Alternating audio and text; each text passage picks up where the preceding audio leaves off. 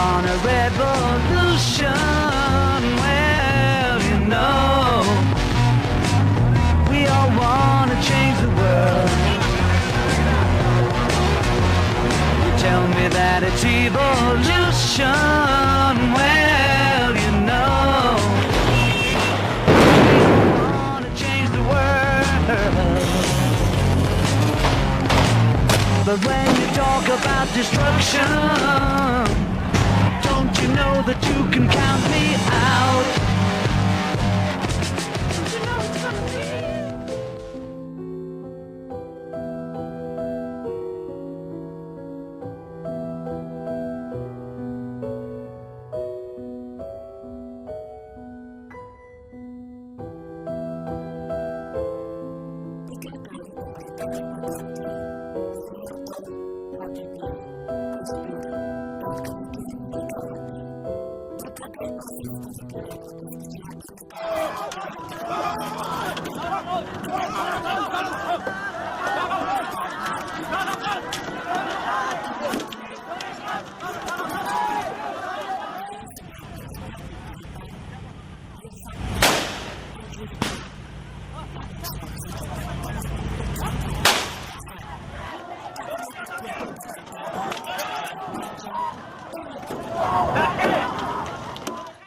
Semenjak awal berdirinya, fondasi berdaulat telah ditetapkan Orde Baru 1 Oktober 1965. Usaha menyingkirkan lawan-lawan politiknya di angkatan darat, melahirkan serta mengecilkan Soekarno, Soeharto melakukan operasi penumpasan terhadap semua pendukung Soekarno.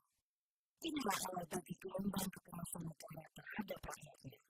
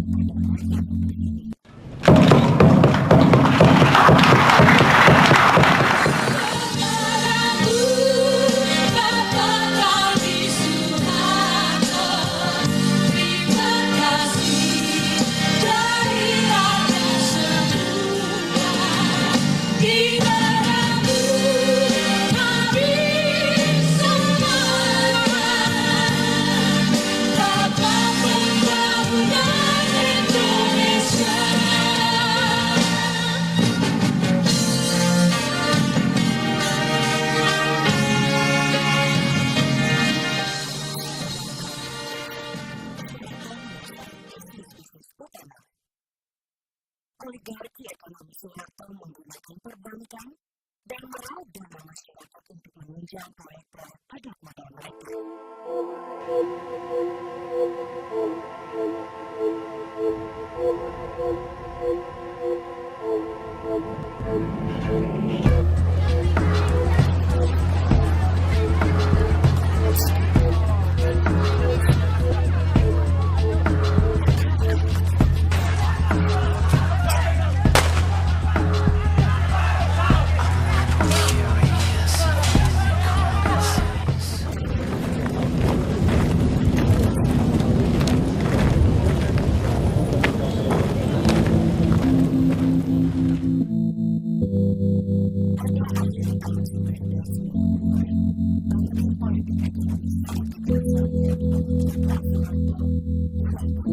Bahwa bunga itu indah dan putri itu cantik, tapi belum tentu kekasihmu tahu banyak sungai-sungai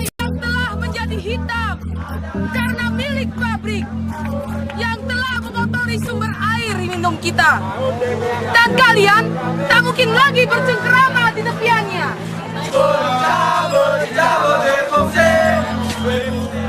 Kami menginginkan keadilan di Indonesia ini, Pak. Ternyata di negeri ini tidak ada sama sekali keadilan. Yang ada adalah pembantaian.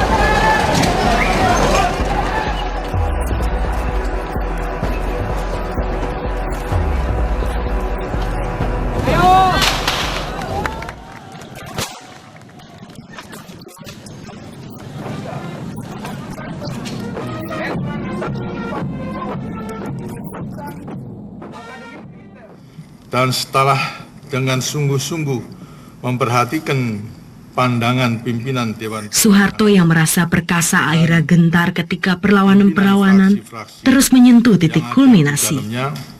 Saya memutuskan untuk menyatakan berhenti.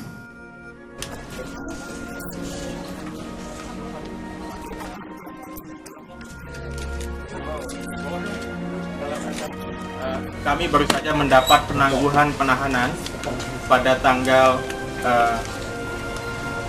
hari Jumat kemarin.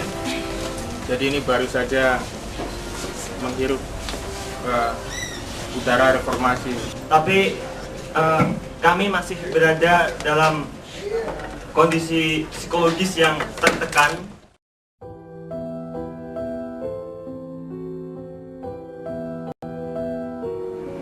Nah, ternyata memang mereka datang kira-kira 10 orang, 2 orang berpakaian militer dan lainnya pakaian sipil. Akhirnya saya dibawa sama mereka, dituntun gitu, turun dari rumah, kemudian dibawa masuk kendaraan. Tuh, mata ditutup, tangan diikat di belakang. Jadi yang ada di kepala saya, yang ada di bayangan saya nih kayaknya gua mau dibunuh nih kayaknya. Terus saya mendengar suara cambuk, cedah, cedah. Jadi saya disiksa, diinterogasi, Nesar disiksa, kemudian Aan disiksa, itu berganti-gantian begitu. Kira-kira setiap setengah jam itu dilakukan pemeriksaan dengan orang-orang yang mungkin berganti, karena kita tidak bisa melihat kan. Itu dengan pukulan, setruman, dan teror mental dalam bentuk suara itu, meraung-raung seperti sirene itu, dan sangat dingin sekali di tempat itu pada waktu itu.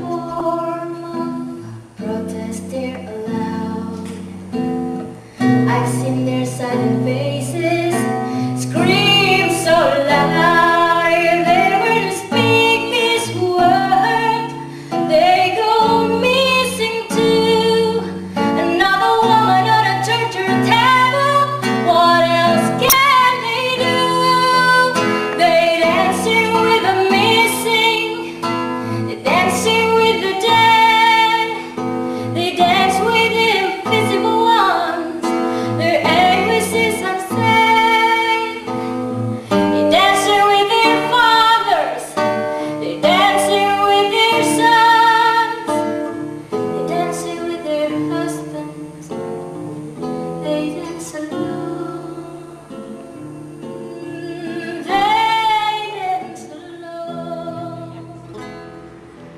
Sepeninggal sang suami, Ibu Nur hanya bisa mengandalkan penghasilannya lewat berjualan gado-gado di depan rumah. Dengan bekerja, juga cukup membantunya untuk melupakan keperihan atas kepergian Yadin, anak lelaki satu-satunya. Yadin Muhyiddin belum genap 22 tahun ketika menghilang. Ia kuliah di Akademi Pelayaran. Ketika kerusuhan meledak di Jakarta tanggal 13 Mei 1998, ia menghilang.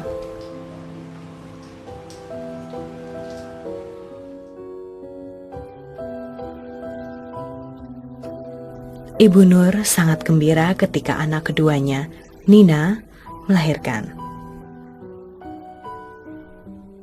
Sebuah generasi telah lahir, menggantikan generasi sebelumnya. Suaminya yang meninggal, dan anak lelakinya yang hilang. Ada secerca harapan agar kekejian yang telah merenggut nyawa Yadin tidak berulang pada generasi ini. Kendati harapan itu hanya samar-samar, seperti halnya upaya penyelesaian kasus penculikan yang terdengar kian samar.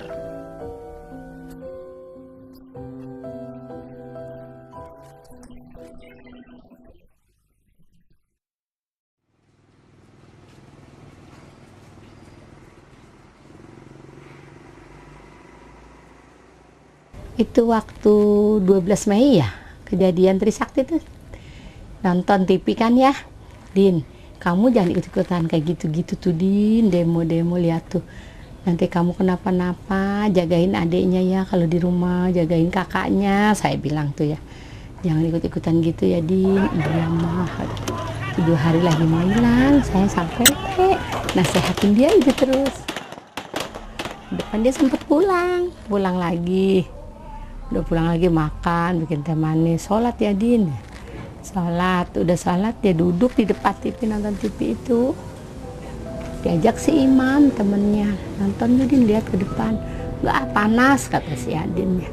Tapi dia ngajak lagi, akhirnya pergi juga. Ntar dulu mau ganti celana panjang. Terus si Teti malah bilang gini, jangan ganti celana panjang, nanti ditangkap polisi susah lari. Kayak ijo-ijoan gitu tuh celana pendeknya tuh, kayak kaos putih. Itu nggak bawa identitas apa-apa. Nah nggak lama kemudian itu tentara itu datang bawa mobil yang besar itu deh, baju-baju hijau. Kan dia buang tembakan ke atas katanya, memperingati supaya anak-anak tuh jangan pada ngejarah aja. Tapi waktu malam itu udah nggak ada bakar-bakaran, udah mati, api mah udah nggak ada. Si Opan juga ketemu, Opan Din pulang, bajunya dibuka diikat ke sini katanya. Adin pulang katanya, udah jam 7 tuh. Ya ini mau pulang katanya. Wah si Adin ditangkap polisi tuh katanya, kata si Rudi gitu.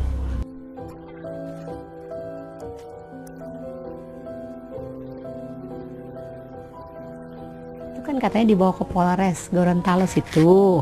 Nah begitu dari Polres Gorontalo kan dicari sama bapaknya ke situ. Di situ ada namanya Yadin Muhyiddin. Terus kan kalau yang buat TV ditulis buat TV ya, kalau si Yadin mah nggak bawa apa-apa, kosong, nggak bawa apa-apa gitu. Terus nanya sama polisinya, kok katanya dikeluarkan nggak dikasih apa surat kuasa. Tapi kata polisi itu, aduh Pak, saya juga nggak ngurusin gituan, nggak sempet.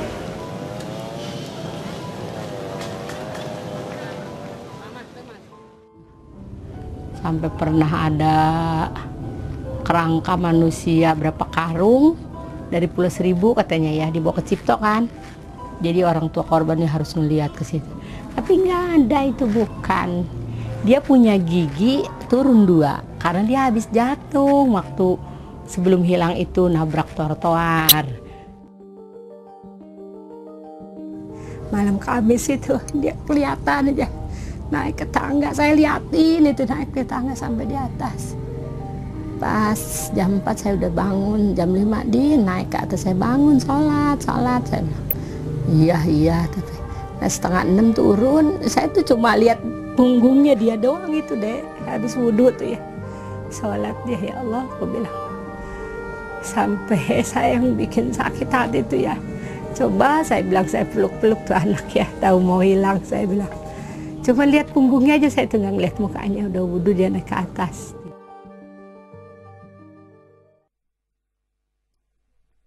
Sebelum Tukul menghilang, Mbak Pon sudah menjahit.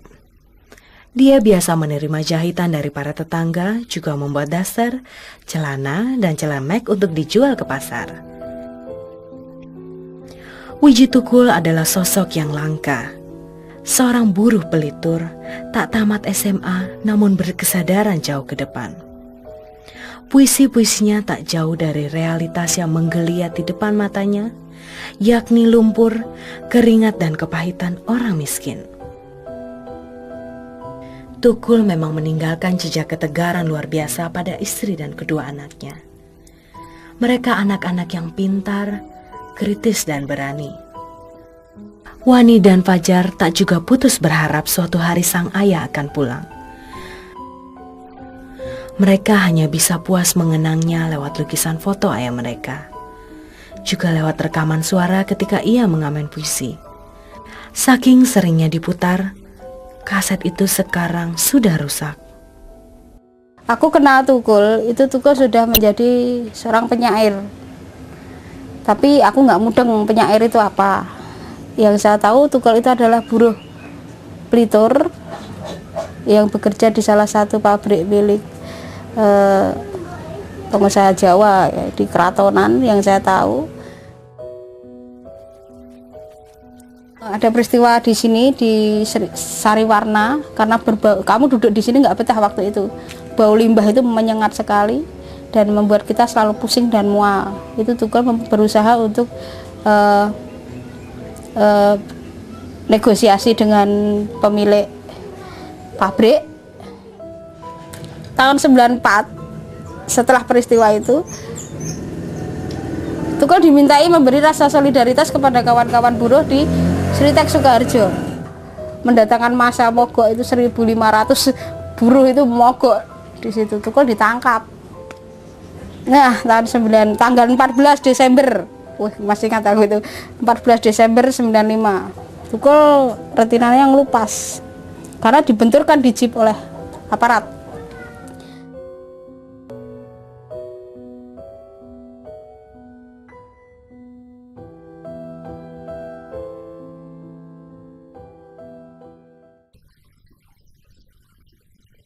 Memberikan penghargaan kepada penghargaan dari Stichting kepada penyair Indonesia Wiji Tukul untuk jasa-jasanya bagi emansipasi rakyat Indonesia, teristimewa di bidang sastra dan seni teater. Penghargaan diberikan pada tanggal 4 Juli 1991 di Aula Universitas Amsterdam oleh Profesor Dr. Bethek. Terus yang anu ki masaku Tukul digoleki wong, tapi orang itu ditutke macan akeh biang ngoten lho. Dan Sing digawa ki klambiku lho. Klambiku sing digawa. Macane iki mau. Terus tuku njawab, kok ngimpimu aneh to ngono.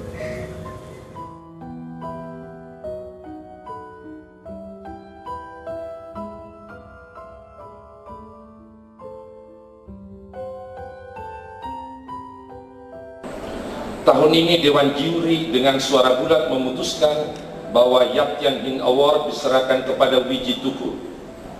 Wiji lahir dan dibesarkan di keluarga dari kalangan masyarakat yang dan termarginalisasi di Solo. Dalam lingkungan masyarakat miskin perkotaan ini, Wiji sejak usia belia mulai menulis puisi-puisi, dan pada usia menginjak dewasa, puisi-puisinya mulai mempertanyakan berbagai kenyataan hidup orang miskin. Sungguh enak hidup di televisi, tak ada bau, tak ada kecemasan, tak ada keributan, tak ada kebusukan. Waktu dihabiskan hanya untuk menyanyi. Sungguh enak hidup di televisi, ada dokter dermawan, ada sawah hijau, petani-petani tersenyum. Buruh, gajinya cukup di televisi. Buruh, gajinya cukup di televisi. Buruh, gajinya cukup. Bapakku membela rakyat tertindas. Bapakku membela hak buruh dan rakyat. Termasuk kami golongan rendah. Sedangkan Orde Baru, apa yang telah dilakukannya? Memeras otak rakyat, menindas hak rakyat, merampas tanah rakyat. Hadirkah ini? Bila bapakku pulang, apakah bapakku harus ditangkap? Siapa yang harus ditangkap sesungguhnya? Bapakku atau Orde Baru? Dan bila saat ini Bapak sedang melihat dan mendengar aku ingin bilang. Kemudian dua orang anak, Fitri Ngantiwani yang berusia 11 tahun dan Fajar Merah berusia 8 tahun.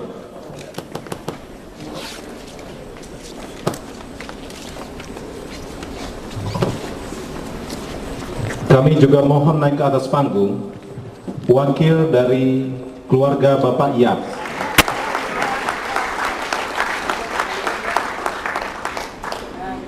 Wakil keluarga Wiji Tukur. Dalam hal ini disampaikan oleh sang adik. Enggak guys. Ada komentar permasalahan. Wahyu Susilo. Keinginan Mbak Sipon. Keinginan saya, penghargaan ini sungguh berharga buat keluarga kami, Tukul terutama. Tapi lebih berharga, kami menginginkan Tukul itu kembali. Dan kami menginginkan HAM di Indonesia ini benar-benar ditegakkan. Karena saya tidak ingin banyak tukul-tukul yang diperlakukan seperti ini. Saya tidak ingin terulang lagi. Makanya saya mengucapkan banyak terima kasih sekali kepada Bapak Tudung Mulya Lubis dan kawan-kawan yang telah memberi kami jadi percaya diri lagi bahwa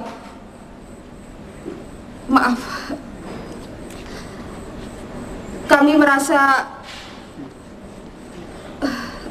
biar Wahyu kuat lagi.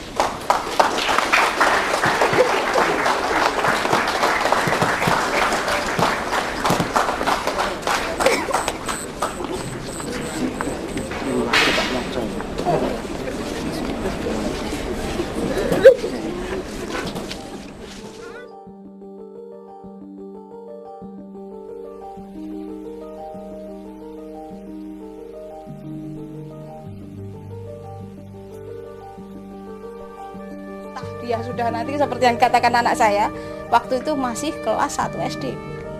Bu, bapak nanti itu pulang kalau ibu nggak punya gigi dan bapak rambutnya sudah banyak uban, botak, nggak punya apa, sudah tua. Jadi saya merasakan gini ya, setelah saya ditinggal Tukul, saya melihat betapa menderitanya ibu mertua saya.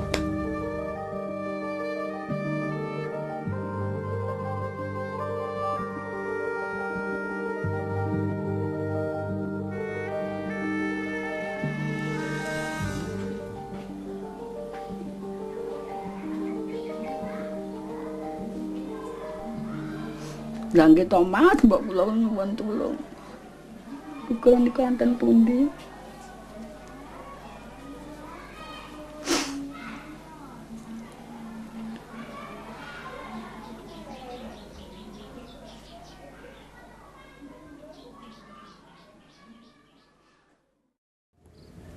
Loro lah dengan hati untuk terus ya ngeneng-ngeneng anakku bingung kadang aku karena ora iso dilalek. Apalagi anakku saya gede-gede semakin apa ya, semakin mudeng.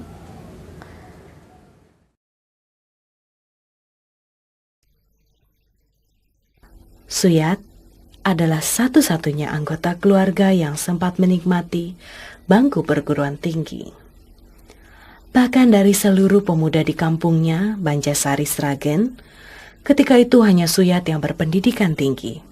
Tentu ia berharap suatu saat kelak Suyat bisa menikmati hidup lebih baik.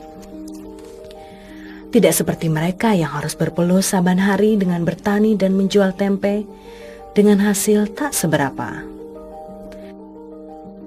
Pak Paimin tak tahu menahu soal politik.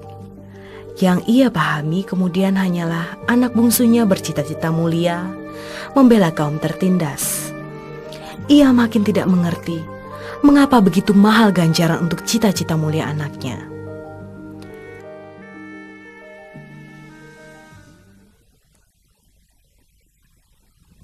Pun nate nek nangis niku anggere pun nyuwun karepe nyuwun napa ngoten pun. Mboten kena disemayani blas. Sekolah niku pami bayaran niku mak nyun bayaran men langsung nggih mboten sida sekolah mutung.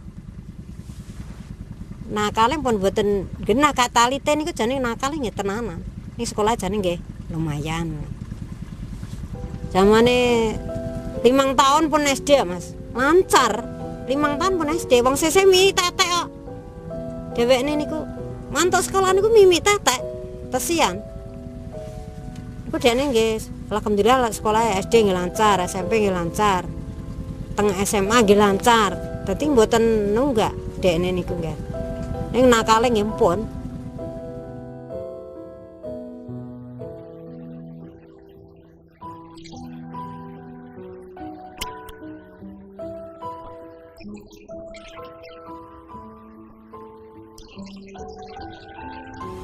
Sekitar tahun itu 98 awal ya,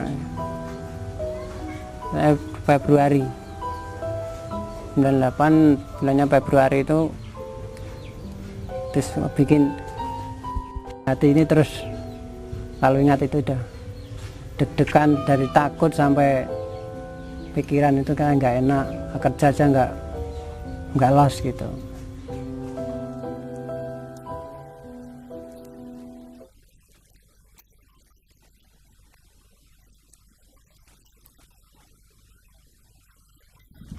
Dalan niku enten kijang pinten cacahe 4 napa 5 ngoten lho, ngruduk teng griya kula.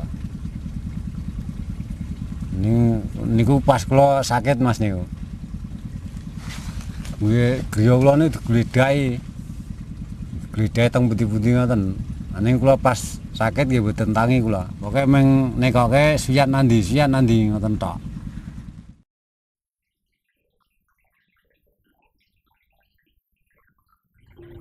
tahu-tahu malam sekitar jam 2 malah banyak orang ke sini, intel, preman, itu kan kita nggak sempat lihat orangnya, nggak memperkenalkan diri, tahu-tahu nyari adik saya itu. Terus ke rumah kakak saya, terus ke rumah bapak saya, waktu itu saya masih tinggal di rumah bapak. Nah itu mungkin ngedok pintunya Mas Yadi dulu, masuk. Ketika pintunya Mas Yadi dibuka mungkin ada yang cari situ, ada yang mencari langsung ke rumah bapak. Ngedok pintu kamar, pintu rumah bapak ini. Dia bilang permisi gitu. Pintu dibuka, sebelum saya sempat melihat orangnya itu tadi pegang, pintu kan sudah dibuka, orangnya masuk mencari di kamar, di atas. Kalau di kampung itu gerobok gitu, dalamnya suruh buka. Ketika nggak ada kan, saya terus dibawa. Tapi saya melihat terus di sana di pojok rumah, di belakang rumah itu udah ada orang semua. Ketika terus ditanya saya di mana, saya ditanya terus saya dibawa, digandeng dua orang sini sama sini, terus dibawa terus ke sana. Terus ada yang nanya, nah, ini kan Suyat ini kan Suyat gitu. Terus bukan, kakak saya juga bilang bukan, itu bukan saya, itu adik saya, bukan Suyat itu Yatno itu. Saya juga menunjukin KTP saya cari KTP-nya. Terus saya diperiksa juga, dibuka baju, terus di kaki dicari, mungkin ada luka mungkin ya. Adik saya terus dicari terus saya sempat terus dia pegang terus tangan ini. Nanti sempat gimana langsung dibawa ke jalan. Terus kakak saya juga manggil Pak RT dulu. Pak RT suruh nerangin kalau saya ini bukan Suyat. Terus saya nekat dibawa itu. Cuman orang-orang di sekitar saya itu orang yang preman semua, tapi saya nggak sempat lihat wajah orang-orang yang nyulik itu. Sampai di sini saya terus dibawa dalam mobil, diborgol tangan saya diborgol, sampai di mobil sekitar 10 meter sampai 20 meter saya ditutup mata ditutup sampai bawah kecil gini. Terus setelah sekitar 100 meter ditambahi gerodong gini lagi, rodongan terus sambil jalan terus ditanyain gitu terus, ditanyain Suyat di mana, apa kamu nggak tahu Suyatnya, masa Suyat pergi kamu sebagai kakaknya nggak tahu. Terus sampai saya dipukulin terus kan, saya mengira-ngira mungkin di sana, coba diajak ke sana, terus nunjukin di sana. Terus saya suruh nunjukin rumahnya Mas Warno waktu itu. Saya tunjukin Mas Warno, Suyatnya nggak ada di situ, tapi orang situ yang nunjukin Suyatnya di sana gitu, suruh nunjukin ke rumahnya Heru. Terus Suyat kan kebetulan di situ, Suyat diambil, saya sendiri juga nggak sampai tatap muka dengan adik saya itu.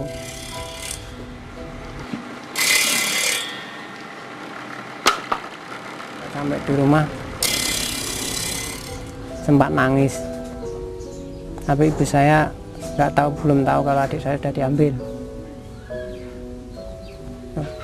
Kampung apa, kowe ngopo rek nasi?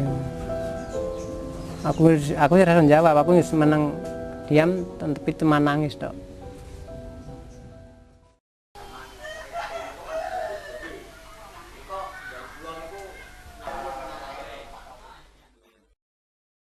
Ya gini, di apa?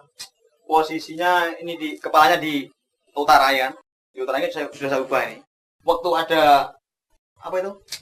Setelah ada itu ya yang nyulik itu datang ya, ketuk pintu, itu yang bukain Mas Suyat sendiri. Suyat kan udah lihat ini dari sini, dari kaca ini. Ini kan lihat dulu siapa itu kan, udah tahu dia. Kalau dia mau dijemput kan, dia keluar pakai sekerak itu, keluar. Lalu buka pintu, ada yang ngetuk pintu ya, langsung dibuka ya.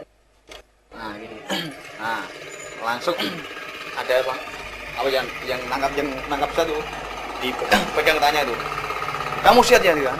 Ngapain cari siat gitu aja? Pakai lantang dia, ngapain cari siat? Namanya ada apa ya siat gitu aja, langsung dibawa ke mobil kijang itu, langsung dimasukkan gitu aja kayak buang sampah itu. Kasihan kan.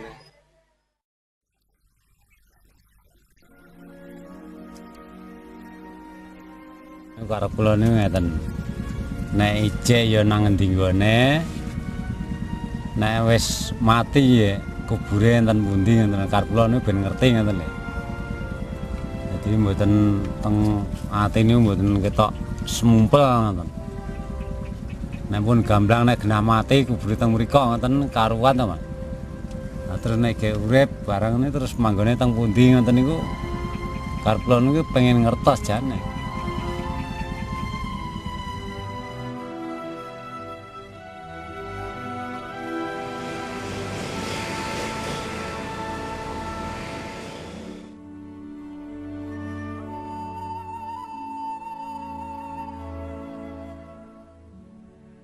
Sepanjang Orde Baru memang kemudian apa yang disebut gross violation of human rights itu terjadi.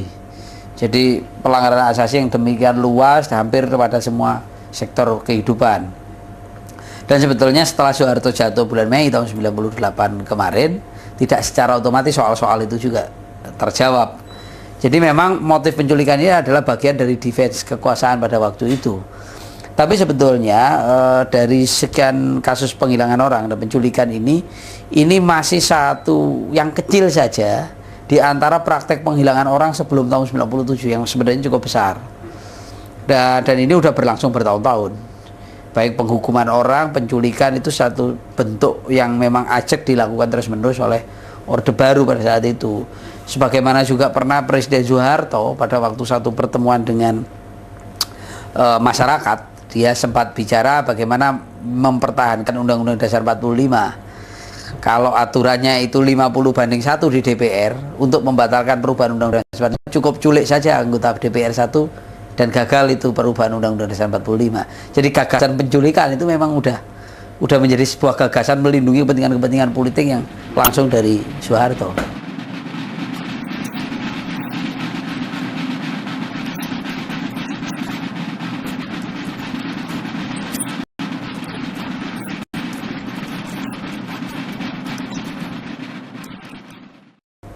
Prabowo ini seorang menantu dari Soeharto, presiden. Dan dia boleh dikata adalah orang berusia termuda yang sampai kepada pangkat jenderal di dalam sejarah Indonesia, orang yang paling cepat. Dan memang karir dia panjang di Special Force ya, baik itu operasi-operasi di Timur Timur, operasi-operasi di Irian, operasi di Aceh. Tapi memang jejaknya memang cukup berdarah ya, dari operasi-operasi itu cukup keras di berbagai tempat.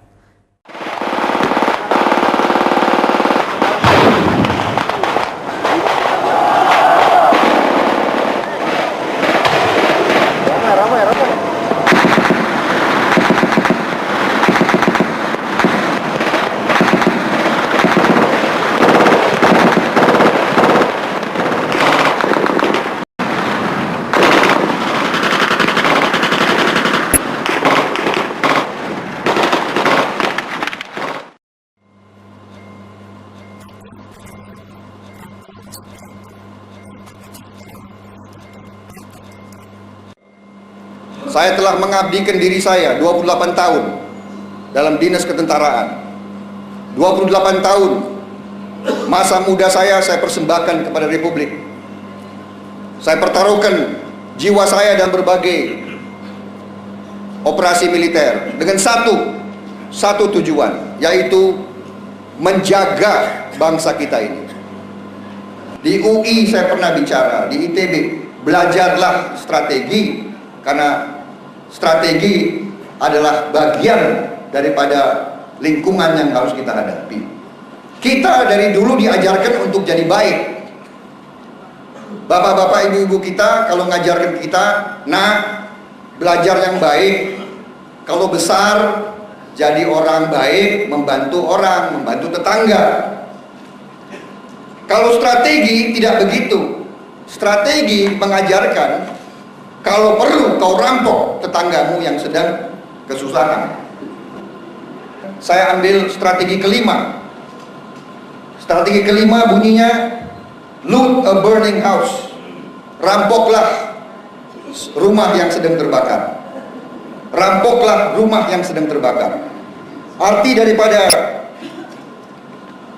daripada strategi ini, penjelasan aslinya adalah jika rumah seseorang sedang terbakar, gunakan kesempatan daripada kekacauan yang timbul untuk mencuri harta kekayaannya.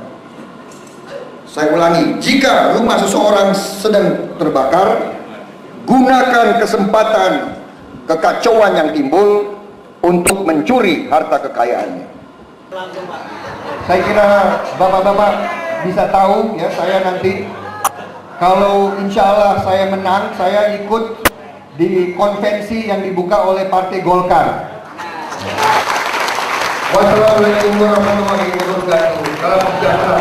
Merdeka! Merdeka! Merdeka!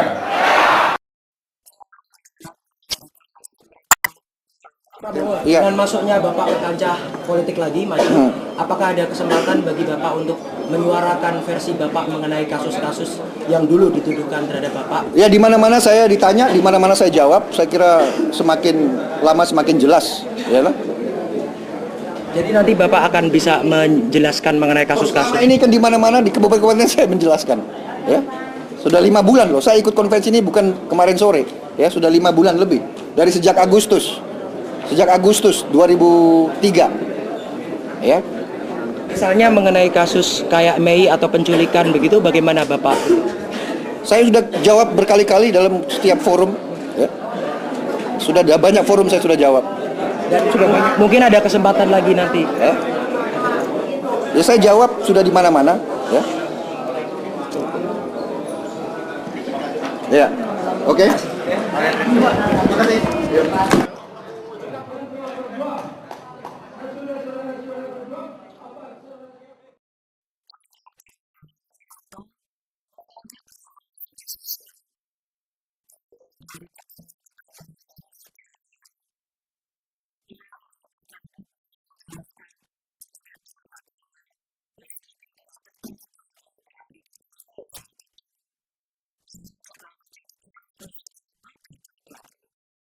Ya, dengan sangat menyesal memang ada korban ya, 4 ya, 6 dan sebagainya.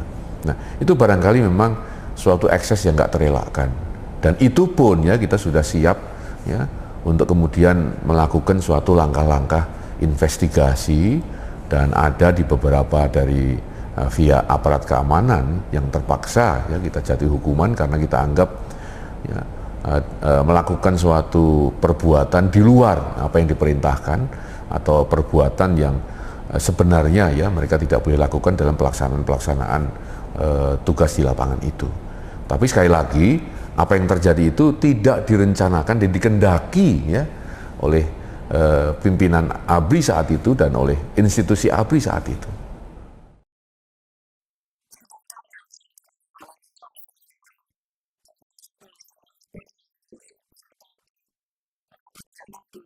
Ya. Oke ya. Cepat malah cepat ya. Cepat ya. Oke, assalamualaikum. Saya lihat waktu itu kan ada penculikan ya. Tapi penculikan dah yang dilakukan oleh Kopassus itu kan, oknum Kopassus. Nah, saya sudah ungkapkan itu. Di mana saya lapor kepada Menangkap Pangkap Pak Wiranto, saya kasihkan bundel buku merah di sana sesuai dengan ketentuan hukum berlaku di negara kita, diselesaikan juga sesuai dengan hukum berlaku. Jadi untuk Prabowo diusut, dimajukan ke Mahkamah Militer. Hasil pengusutan saya bahwa penculikan itu atas perintah, tapi saya tidak yakin. Makanya seharusnya tempat dibuktikan itu kan. Sebagai seorang yang akhirnya ya Prabowo sebagai mantu kan, dia enak aja. Pokoknya perintah Bapak. Yang anunya lagi anak-anaknya dijanjikan anggota-anggota dia tuh. Kenaikan pangkat luar biasa kalau kalian berhasil begini-begini.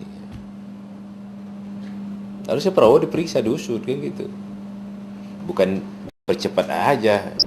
Saya itu saran saya sama menangkap pecat Mahkamah Militer kan atas perintah Prabowo, dan itulah yang bertanggung jawab adalah Prabowo.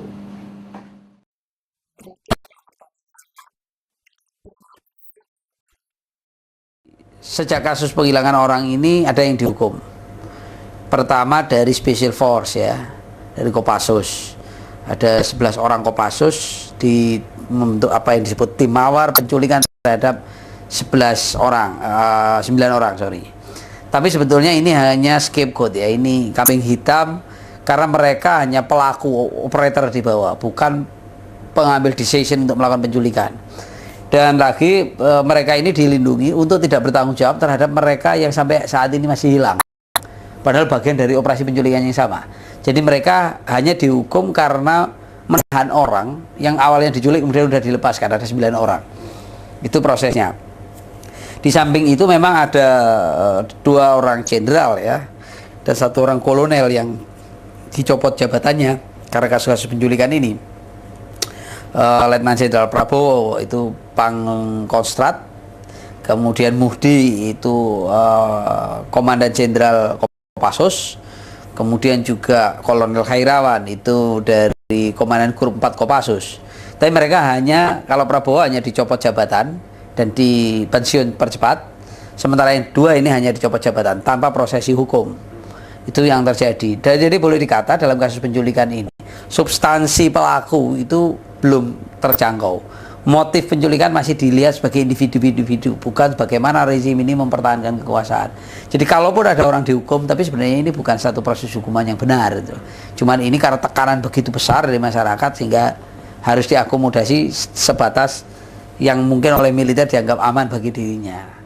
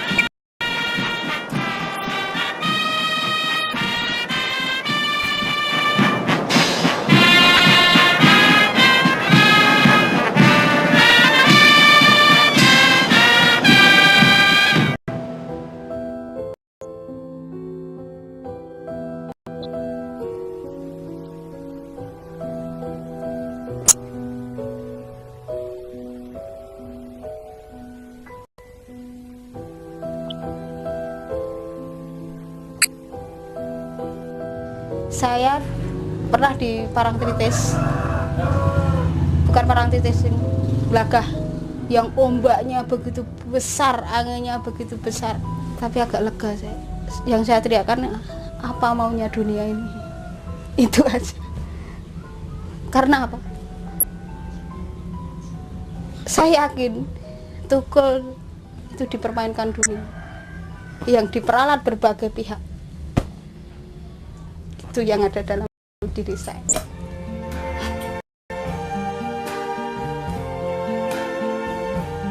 I see trees of green, red roses too. I see them bloom for me and you. And I think to myself, what a wonderful world.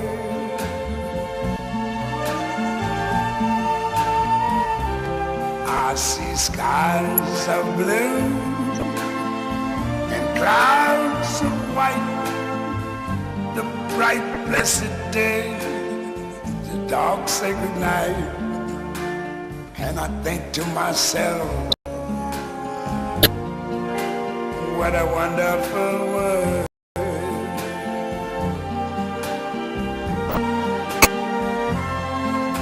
The colors of the rainbow, so pretty in the sky, are also on the faces of people going by.